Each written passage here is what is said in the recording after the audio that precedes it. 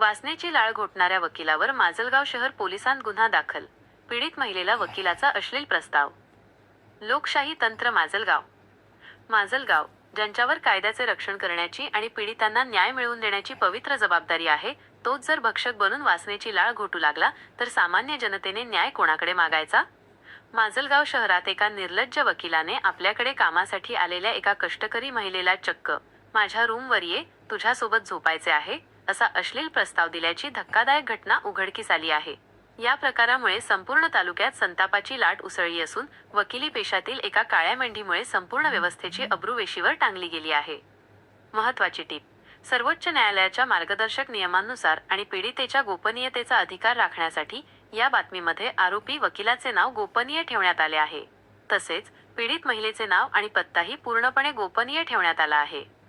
पांढरपेशी वकिलीत दडलेला नराधम. मिळालेल्या माहितीनुसार तालुक्यातील एका ग्रामीण भागातील 27 वर्षीय महिला आपल्या कोर्टातील केसच्या माहितीसाठी माजलगाव येथील एका वकिलाकडे गेली होती. यावेळी संबंधित वकिलाने महिलेकडे तिचा मोबाईल क्रमांक मागितला. महिलेने आपली मर्यादा राखून नंबर देण्यास नकार दिला, तरीही या नराधमाने तो नंबर चोरट्या मार्गाने मिळवलाच. 25 फेब्रुवारी 2026 रोजी सकाळी 11 ते 12च्या सुमारास या वकिलाने आपल्या पदाची आणि कायद्याची सर्व मर्यादा ओलांडून पीडित महिलेला फोन केला. "तुझ्याजवळ झोपायचे आहे." वकिलाची निर्लज्ज मुजोरी.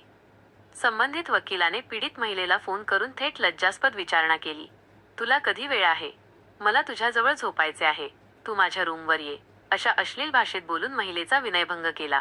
पीडित महिलेने अत्यंत धीटपणे उत्तर देत, "तुम्हाला आई बहीण आहे की नाही?" असे सुनावत फोन कट केला. मात्र या वासनांध वकिलाची चरबी इतकी वाढली होती की त्याने पुन्हा फोन करून तिला त्रास देण्याचा प्रयत्न केला.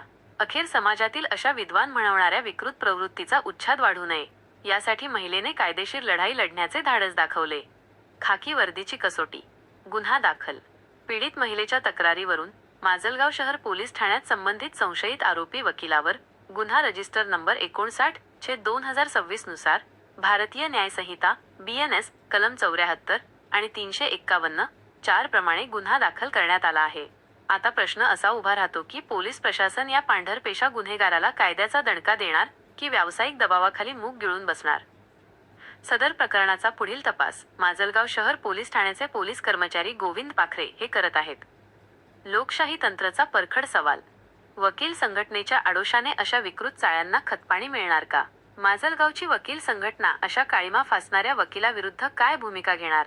पीडितांना न्याय देण्याच्या जागी जर असे लांडगे बसले असतील तर महिला सुरक्षा केवळ कागदावरच उरली आहे का? लोकशाही तंत्र, आवाज आपल्या लोकशाहीचा.